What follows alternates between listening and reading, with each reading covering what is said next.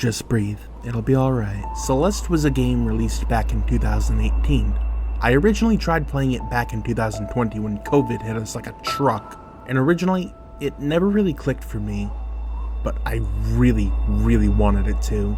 A little bit later down the line in 2022, I played the game during my breaks in college, and after I did that, what do I think of it? That's easy. Nowadays, I think it's one of the best indie games money can even buy. Loved it so much, I ended up beating it on all platforms. Let me discuss what it's about. You play as a normal woman named Madeline, who, like many of us, struggle with mental health and has been struggling with it for a good portion of her life, and all of it led to hindrances that she grew to then resent. She got so upset with herself to the point where she took a trip to Celeste Mountain to prove to everyone, mainly herself, that she could do anything if she put her mind to it. The goal she set here for herself was to climb the mountain and reach its summit.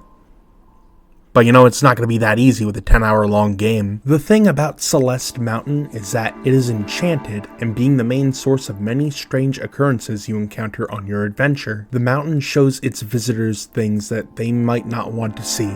Quite literally in Madeline's case. The part of her that she has come to resent becomes manifested into a physical form, known as Madeline.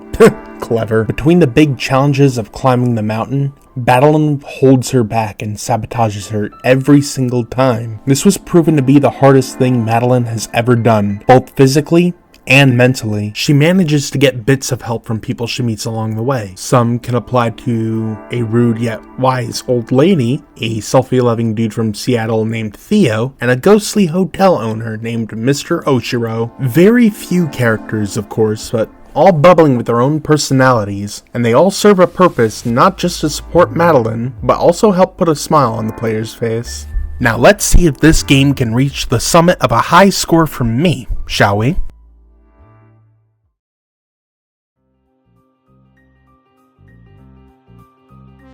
On the surface, Celeste seems like your run-of-the-mill 2D platformer, but it's a little bit more involved than that. You have the ability to run, jump, wall jump, climb, and dash, which gives you an extra push in the direction you want to go in. And god, do you use it. The thing about this game is that you have to time each and everything just right. Chapter 1 and 2 are a little bit on the easy side of things, you know, introducing you to the game and all, but the difficulty of this game ramps up from flicking your nose to breaking your limbs. I'd say the difficulty of the game can be comparable to Rare's Donkey Kong Country trilogy. Each chapter has their own gimmick to work around with. The first chapter has moving platforms that, you know, move each time you dash. The second chapter has these weird voids that extend your dash to another exit point. Chapter 3 has, well, obstacles. If you were to ask me, I think, in my opinion, Chapter 3 has the lamest gimmick out of all of them. Yeah, they hold a deep meaning with the fact that they are a metaphor of dust bunnies for negative thoughts and anxiety. Still doesn't make them a good gimmick, though. As for the other gimmicks in each chapter, none of them feel like they're overused at all. They provide you with just the right amount of challenge, just the right amount of resources, just the right amount of everything.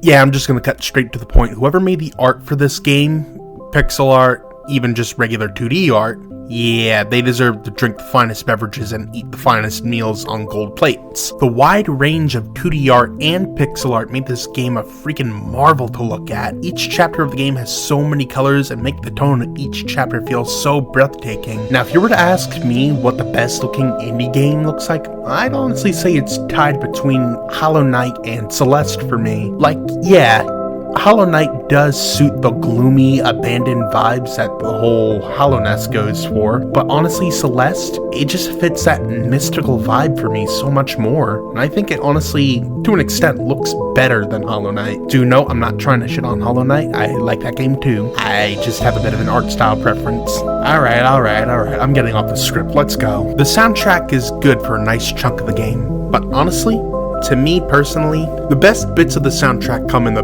B-side remixes. Yes, B-side and C-side, the levels crafted by Satan. Yeah, just gonna shoehorn this in, unscripted and whatnot, but whoever made those levels, it's time to go to church. It's time to repent.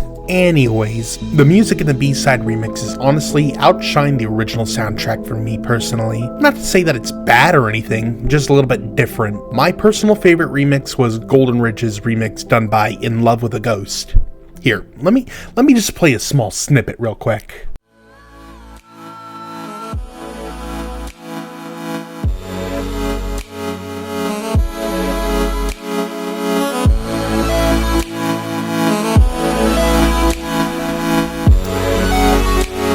They just know how to make amazing music.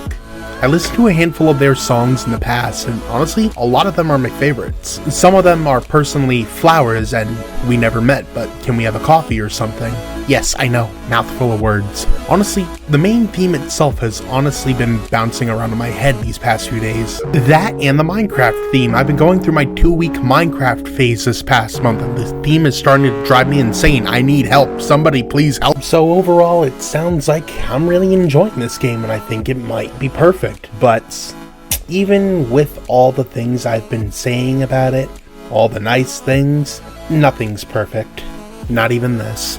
As much as I do enjoy the game's challenge, I will admit that a good chunk of the levels can border on either frustrating or just flat out not fair. It took me literal days to beat the seasides, and honestly it got to me a point where I was just close enough to putting it down and just going, yeah, I got what I wanted out of this game. Yeah, but do remember that these were the levels crafted by, like, Satan or something. You can chalk it up to me having a flat-out skill issue, but it still doesn't really make it any less annoying. The criteria of getting crystal hearts are honestly pretty annoying, I'm not gonna lie. The blue ones, not the red or the yellow ones. You get those by beating the level.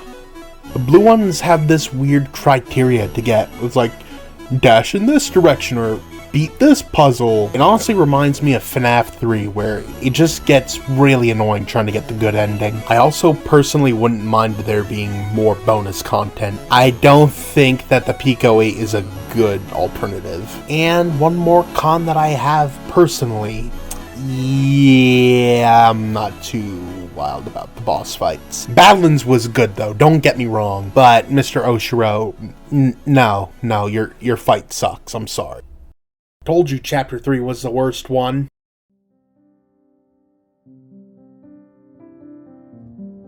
Overall, Celeste is a deep story about self-reflection. Each and every one of us have our own personal battling, whether it can be fear, anxiety, doubt, all of the things that can hold us back from being able to move forward. But it is up to you to decide how to respond to these feelings. Trying to ignore them or brush them aside or just pretend that they don't exist, that's only going to make those feelings fester. It will harm you and all those around you. Like, yeah, it's not really a perfect side of you, but at the end of the day, it's still you, and it's going to be there for the rest of your life. That is something you're going to need to accept.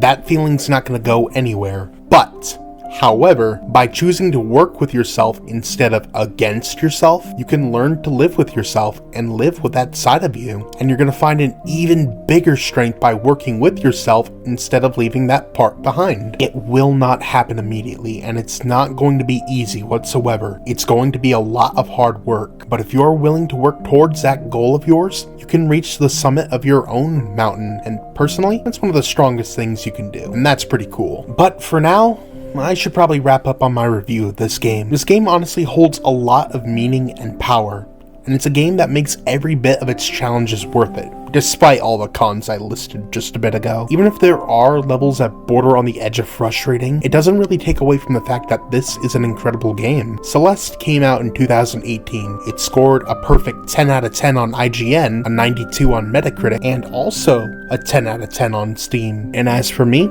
I give this game a sweet strawberry score, a 9 out of 10. Should bake that score into a pie, it'd be funny. I hope you guys enjoyed this silly little video on Celeste. If you liked it, please give this video a thumbs up and subscribe if you enjoyed it. Next month is going to be a pretty big one, where I review Hi-Fi Rush with Green. But until then, please stay safe and take care of yourselves. You can get through this. I'll catch you all next time. Take care.